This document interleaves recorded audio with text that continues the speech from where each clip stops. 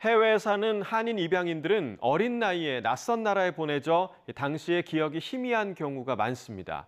그런데 일부지만 어느 정도 성장해서 친가족을 만나 잃어버린 뿌리를 찾아보려는 입양인이 있는데요. 전 세계 한인들의 다양한 삶을 소개하는 글로벌 코리안, 이번 시간에는 태어난 지 석 달 만에 신원미상이라는 이름표를 달고 프랑스로 보내진 한 동포가 친가족을 찾겠다며 보내온 사연을 함께 들어보겠습니다. 안녕하세요. 저는 Mélène Yeyo.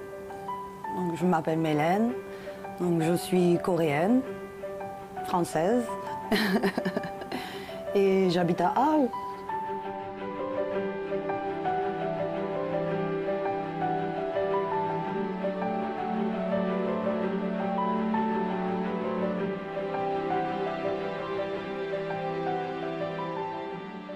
Donc, je suis arrivée en France à l'âge de 3 mois, donc à Paris.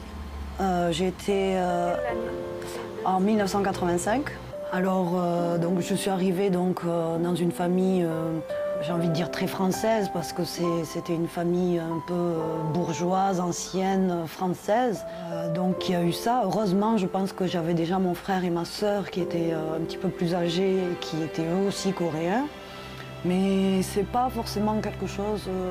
Mes parents étaient très aimants, très attentionnés. Ça a été vraiment une enfance bienveillante que j'ai eue, tout à fait.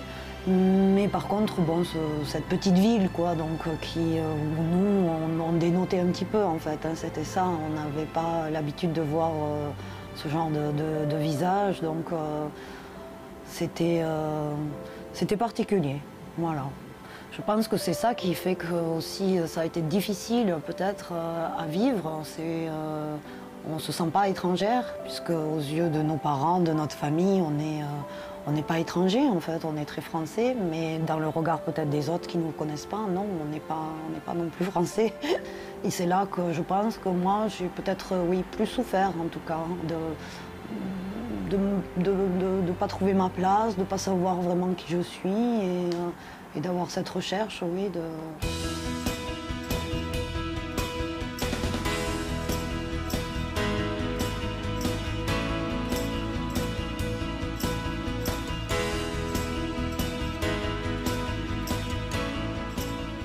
Novembre 2004. Donc c'était c'était très déstabilisant à la fois de se retrouver en face de tous ces Asiatiques que je ne pouvais pas expliquer, que je ne me voyais pas comme ça. Donc c'est un merveilleux souvenir. J'en garde encore beaucoup de bons souvenirs. Simplement, bon, voilà, au niveau de centre d'adoption, je me souviens qu'on avait de cette bienveillance, oui, de Coréens. Dans mon pays, en fait, mais de ne pas pouvoir communiquer, de ne pas pouvoir partager. Donc c'était un peu, voilà, c'est le souvenir que j'en garde qui était un peu dommage. C'est peut-être pour ça que d'ailleurs je me suis mis à apprendre ce...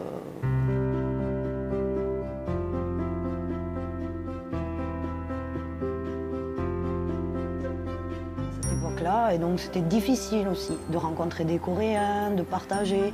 Donc petit à petit, puis après le fait d'être allé en Corée, ça m'a suffi. Et c'est qu'après encore qu'avec mes enfants que j'ai encore sauté le pas.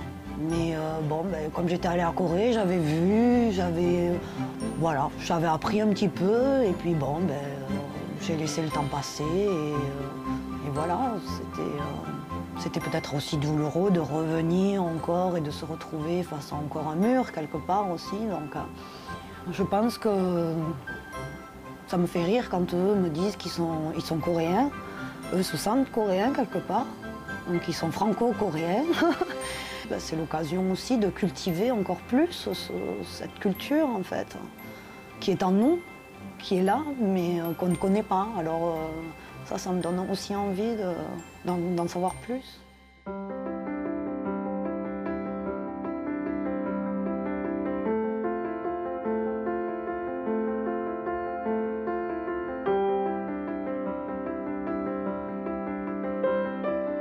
De ne pas savoir que j'ai pas d'histoire en fait. Alors c'est vrai que je suis née sous X, c'est-à-dire que d'après les informations, donc, mes parents donc, ont décidé de ne pas donner de pas communiquer leur identité. Justement, naître sous X, c'est quand même violent en fait, dans le sens où ça veut dire qu'on ne peut pas. On ne peut rien faire, on peut pas. Et puis quand je suis allée en Corée, donc en plus de me dire non, c'est à elle de faire le premier pas. Donc oui, c'est pour ça j'ai envie de dire que j'existe en fait et que j'aimerais pouvoir faire quelque chose. Oui, parce que ça, je pense que ça pourrait m'aider dans la vie en tout cas.